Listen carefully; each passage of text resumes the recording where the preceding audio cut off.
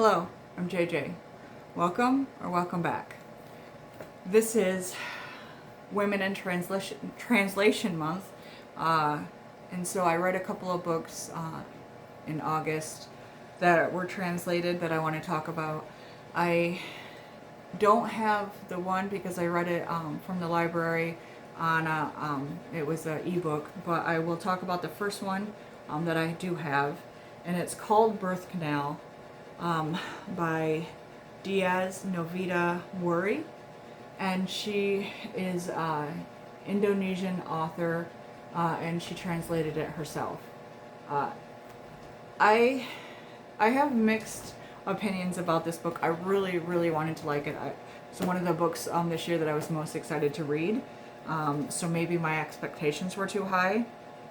It's 4 interconnected stories. Spanning the course of time, and I loved the idea of how they were connected. The last one was kind of weird, and the way it ended was odd, and the way that it kind of brought down my enjoyment for the rest of the book. But what was fascinating about this book was so much that I didn't know.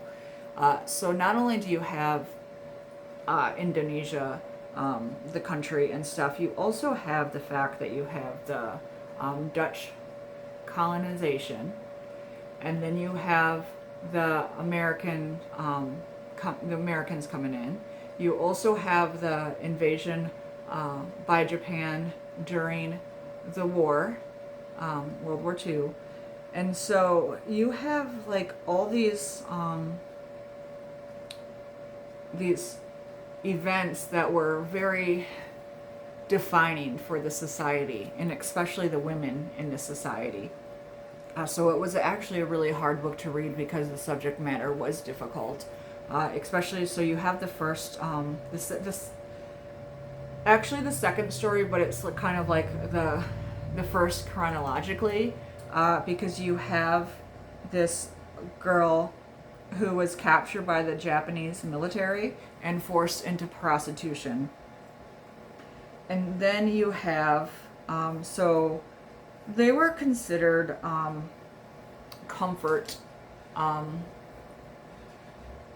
girls for the Japanese military.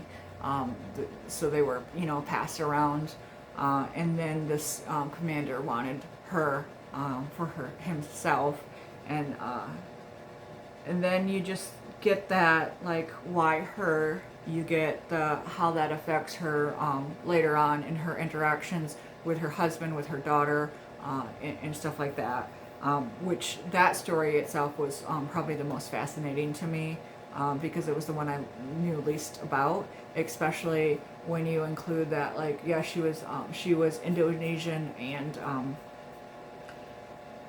Indonesian Dutch, so Indo-Dutch, and so that's where the colonization comes in. So why she was desirable, or so, because she was exotic, or she was lighter.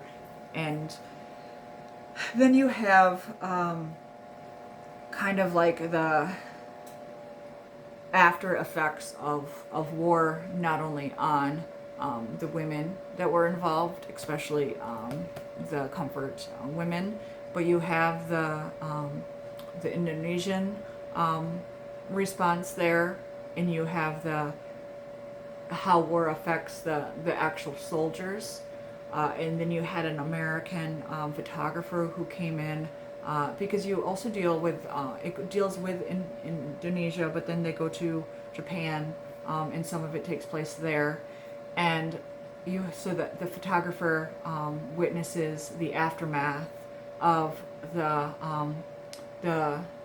not just the bombings of Nagasaki and Hiroshima for the nuclear bombs, but also the raids and the missile raids of Tokyo and other countries or other cities, and how they were affected, and how the environment looked to this American, and how he responded, because his country is the country who did it, but he didn't do it, and he has to witness the aftermath of that. And and that trauma. And so it had so many great concepts in it and so much depth, but I just wasn't particularly a fan of the overall execution. Like I said, I enjoyed the interconnectedness as you get to one story and you see how it connects to the other story. I did enjoy that, but I didn't enjoy every story equally. So there were some that I was, loving and wish were longer, and then some of them I couldn't wait to get through because I wanted to see what the next story was because I wasn't so into that story. So I just wish it was, I guess, more coherent, not coherent, but more consistent, I guess. So it does say that it explores the generational legacies, lost loves, and damage that war does to men and the damage that men do to women. And so that aspect was in here, and that aspect was a big part and was very interesting. There was just a few different things that I wasn't a huge fan of in here. But overall, I do think it was an important book. I do think that if you want to learn about that history, and this could be a stepping stone so that you can understand and want to read more, maybe about the Japanese invasion, maybe about the war, maybe about the colonization prior to it, if there's any specific areas that you want to know, because there are some that I know that I want to delve more into, and we'll probably read more historical fiction, or possibly if I can find, if anyone has any good recommendations for that time area in nonfiction for this, please let me know, because the concepts were fascinating, and I do want to know more. So this was Birth Canal. The other one that I read was even harder to read, if you could imagine, but it was Human Acts by Han Kang, and that is about the I'm trying to think, Kwanju uprising in the 80s. And so that one was also almost similarly structured in the fact that it took different points of view and told an interconnected story, but from multiple points of view, but not over like a mass time period, which this one did. But I felt like that one was done much better. So Human Acts, it starts with this kid, and is actually inspired and based on a true kid who did this. So first year of high school, he sees all this that's happening. He wants to help, and so he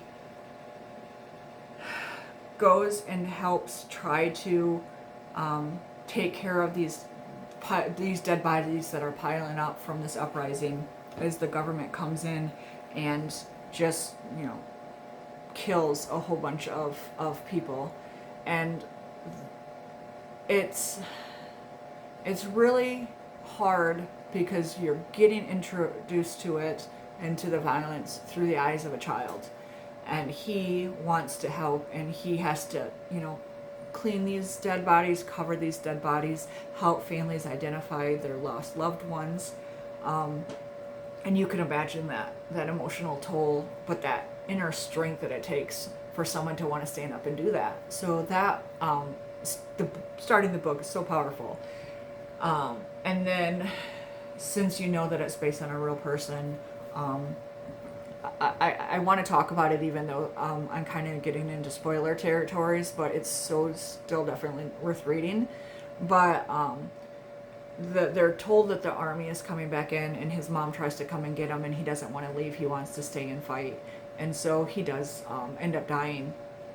And so you get a mom's point of view looking for her son. You get a point of view of somebody who's dead, as they're contemplating, what led to those, and kind of overlooking all this extra stuff. And so you're getting these really emotional and down-to-earth, real points of view of war and of this kind of destruction and horror that you experience on all sides, whether it's the victims, whether the families of the victims, whether you're a survivor and you feel the guilt of a survivor.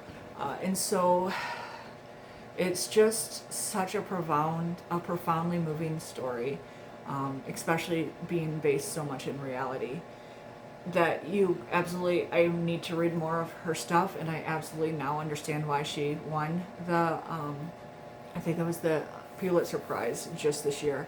But yeah, I read it, I finished it a while ago, and I'm still very much thinking about it. I wish I could have more coherent thoughts, but it's more of a feeling book than an intellectual book, just because of the impact that it has. So maybe once I do think about it more on the intellectual aspect, I can have a deeper conversation. Maybe I'll do when I do my regular book recommendation videos, or when I'm talking about it and can reference it, maybe having done more research, or having a book that's feels similar to it, or talks about similar aspects of the trauma and stuff with events like this. I can give it the amount of love and admiration it deserves.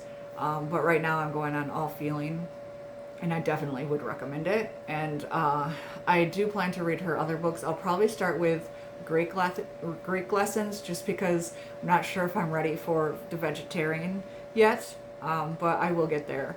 I definitely plan to read more. And I want to know what you read this month for Women in Translation Month. And even if you didn't read them this month, any recommendations that you have for women in translation all around the country. I'm still doing my read around the world, so there's several that I would like to read from. So if you have any recommendations, please let me know. And if I haven't already read them, or if it's a country I haven't gotten to yet, I would love to move it up on my list. So anyway, those are the books that I read, and those are the books that I definitely recommend Human Acts. And if you do have time, at least give Birth Canal a chance. Thank you, and have a good day.